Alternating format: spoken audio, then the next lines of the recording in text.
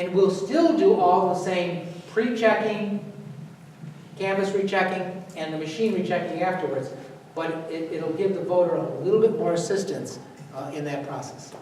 Sorry. Thank you. I would like to thank the panelists, Doug French,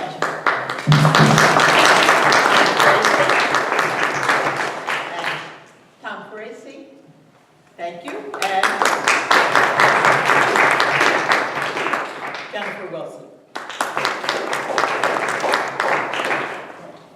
Now it's your turn.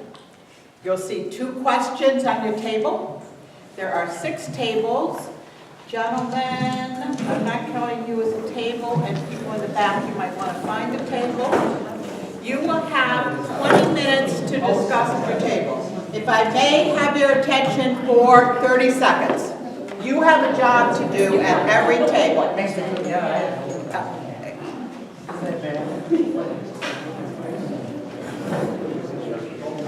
I need at each table a recorder.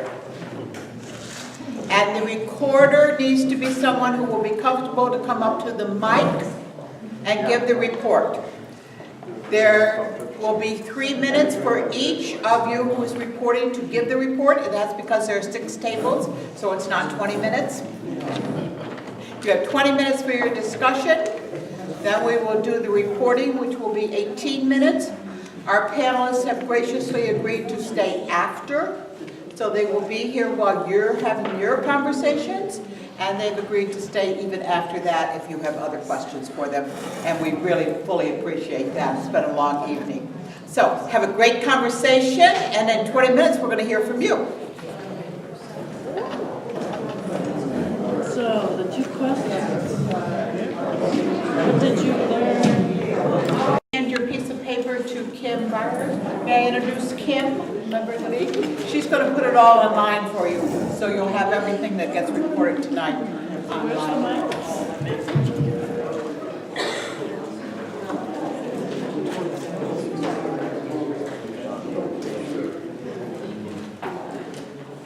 All right, on things that we learned, we learned that New York's bipartisan boards are unusual. None of us knew that before.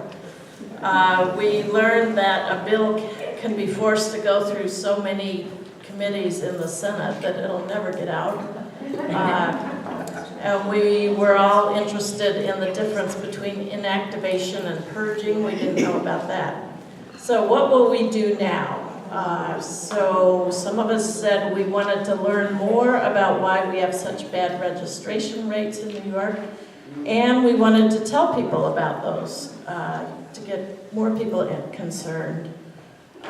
We said we wanted to figure out more avenues to find unregistered voters, and some of us committed to working more shifts on registering voters. One of us committed to telling Senator Funke to vote for these voting reform bills. And one of us committed to taking this information on citizen lobbying and sharing it with a lot of people. Thank you. Judy?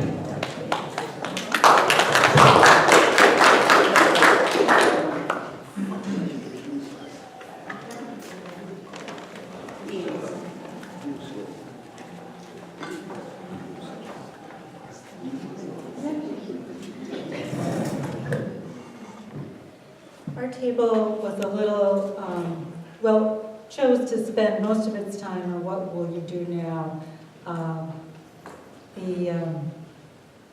What did you learn was need to contact, put more of an effort into contacting legislators, and also how the board, some of the internal workings of the Board of Elections, all the checks that are in place for voting verification. Under what you do now, there was one that has to do with internally the League of Women Voters, that maybe we could have some letter writing campaigns at our first Friday meetings during the legislative sessions, get some letters done. And then I would say there was a huge amount of energy at our table from a younger participant. The rest of us, pretty much at the table, were League of Voter members, and this perspective from this younger participant was about getting younger people energized voting, building a culture of voting in the community, and gave a suggestion of maybe enlisting someplace like Wegmans to around, like on election day, decorate the store in red, white, and blue, and make a big deal about celebration of election day, and working throughout the community to maybe find a number of businesses that might be willing to do that.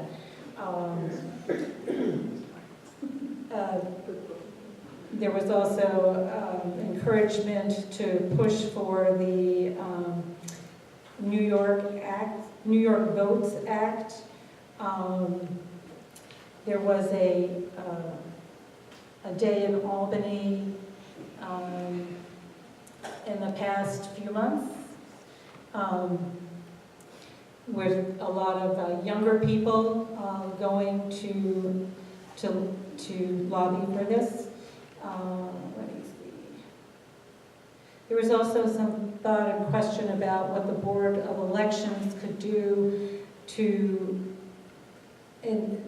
reach out to other, in some way to reach out to the community and find other partners beyond the League of Women Voters, maybe some partners that would again engage younger people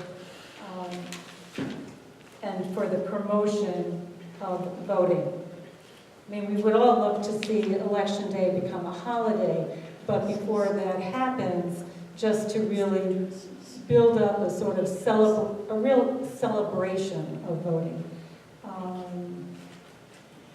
Locally, one of the groups that, again, is pulling in a lot of energy is called Rock Votes. And was there another name besides Rock Votes? There's the Rock Citizen, Rock Citizen. which was out of the Monroe County for Bernie Sanders platform. Okay, yeah. So, yeah, that's all. Thank you, Judy. Marion?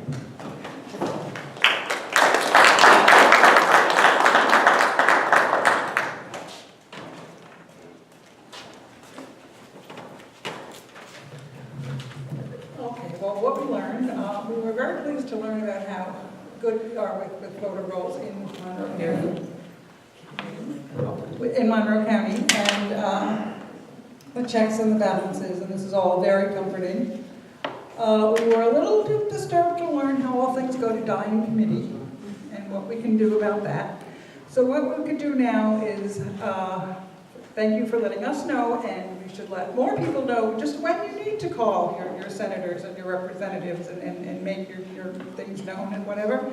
And to possibly get together with other groups like NOW and there's so many groups here involved in things.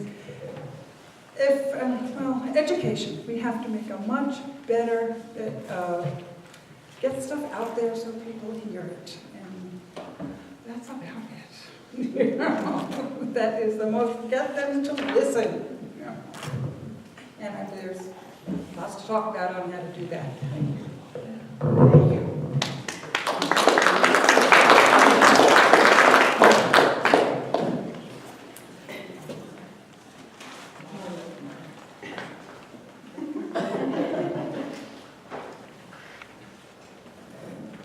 Okay, most people have already said a lot of the things that have been talked about, like the bipartisan structure of the commission. Some of the things that we learned that we didn't know about was we had not heard at all about, some of us had not heard about affidavit. Oh, I'm from New Jersey, I do not need a microphone. Okay. We learned about affidavit voting. A lot of us didn't know anything about that, hadn't heard about that, and that felons could vote after their sentence and parole. We were interested to learn about the suggestions about the DMV, although some of us had some questions about alternatives for people who live in, for example, New York City. I want to put out there that in New York City, they have a pet van, and I wonder if we could do a voter registration van to drive around New York. And what we plan to do is to look at the Women League of Voters website and learn about these bills and try to contact our local legislators, also find out about who these committees are, where these things are bottlenecked, and contact those chairs. I'm involved, if anyone's interested, I'm involved in Action Together Rochester, the Political Action Committee. And if you go to our website, you can find out we are also nonpartisan. What we're just trying to do is to get people aware of what kinds of things that they can do to be involved in the political system. Did I forget anything? Nope. Thank you.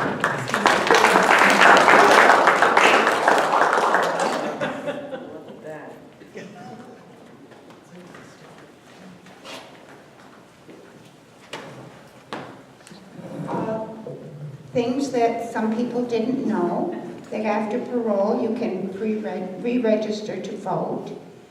And then this, I've been an election inspector, and so has Barbara Kay, and we didn't know this, that if you vote with an affidavit, you will get a letter saying whether your vote counted or not. That's something that should be included in the training, probably. Okay, a couple of observations. Someone said the main obstacle to election registration reform is the state senate. And also the voter purge of 120,000 voters was outrageous. Those are just observations. And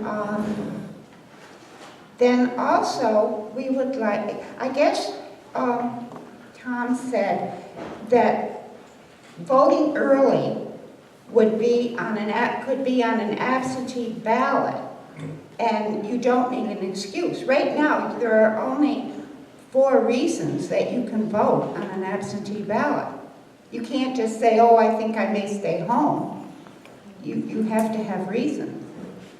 So, One of the options. One of the options is no vote absentee. Right. So, what will you do now? We're all going to lobby our legislators. Okay. Thank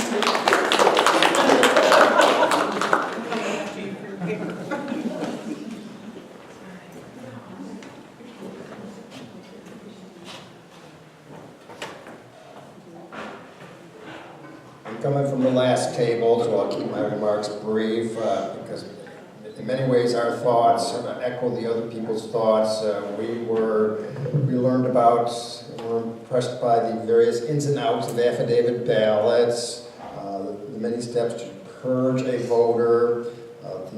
We were impressed by the checks and balances on the counting of the vote on the machines and the various administrative actions in the office, how they have to be bipartisan. We were disappointed about the journeys bills have to take through Albany and the power of individual chairs, various chairs, plural. What do we want to do now? We want to conduct more forums. Thankfully, the League is doing so. We need to talk as much as possible about this whole topic. We need to get more groups involved, make it a truly community conversation. People have talked here about registering more people. We've done that. We think the greater need is to get people out to vote. We don't really know what that solution is, but we need to talk about what we can do to encourage greater participation in the election itself. And thank you, Doug, Tom, and Jennifer for everything you did today.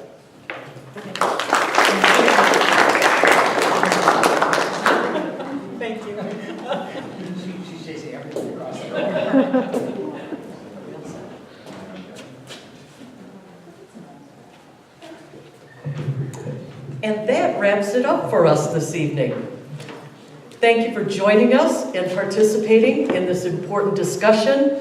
We are so grateful to our excellent presenters, Jennifer Wilson, Tom Ferraci, and Doug French.